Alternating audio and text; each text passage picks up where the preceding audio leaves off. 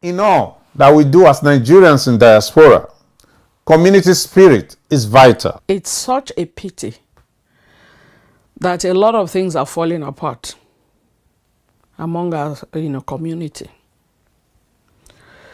And it saddens my heart that a lot of people are not interested in helping the others to grow.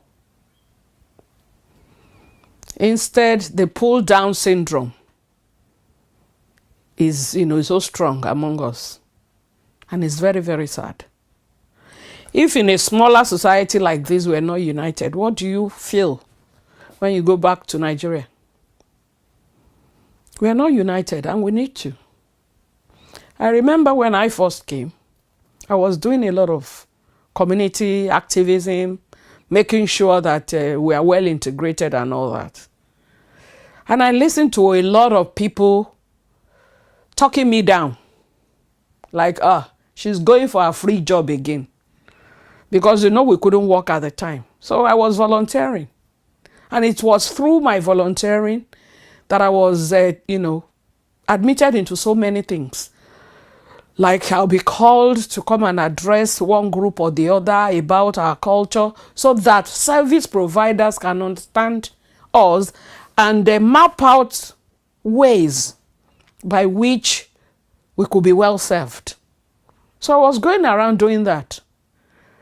But, I heard about a lot of things, but they didn't stop me from what I was doing. And if you ask, those who will be true to themselves will tell you that through what I did, they were able to do this, do that, achieve this, achieve that. I believe that is what our society should be like. Our community should be like. I believe we should be united as one and speak with one voice so as to get what we deserve in this strange land. Thank God a lot of people are settled now. I remember at that time, a lot of people don't have their paper even to work. And the way they are being treated by social welfare and all that wasn't something to write home about. It is now that we are settled that I believe that we should come together as one and make our country great in a strange land. But unfortunately, that's not what we're having. The birthday girl is of the view that for us to achieve progress in Ireland, we must first seek a purposeful community. We don't have a choice. It's the way to go. We need to unite as one. We need to unite as brothers and sisters, regardless of where you come from in Nigeria. As long as we're outside that shore of Nigeria, we need to take ourselves as one and act as one. That is the only time we can stand. It is the only time. The Bible says it. Says 1, we pull 1,000. 2, 10,000. Look at the ratio. I had to tell my community here in Dundalk at some time. I said, I don't like it when we only come together when somebody dies. It is not good enough. We need to come together as friends, as brothers and sisters, not when someone dies. We should be rejoicing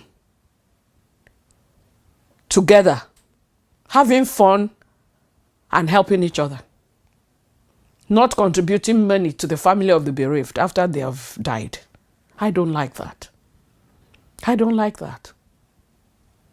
I believe that we're in this world to make a difference.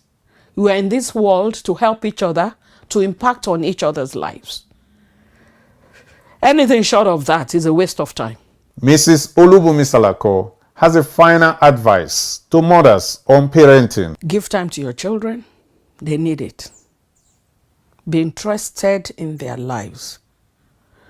Nothing is too small in their life for you to be interested in. Make sure you support them. Make sure you encourage them. Ultimately, be their role model. Be their friend. And make sure there's unity in your family, among your children, between you and your husband.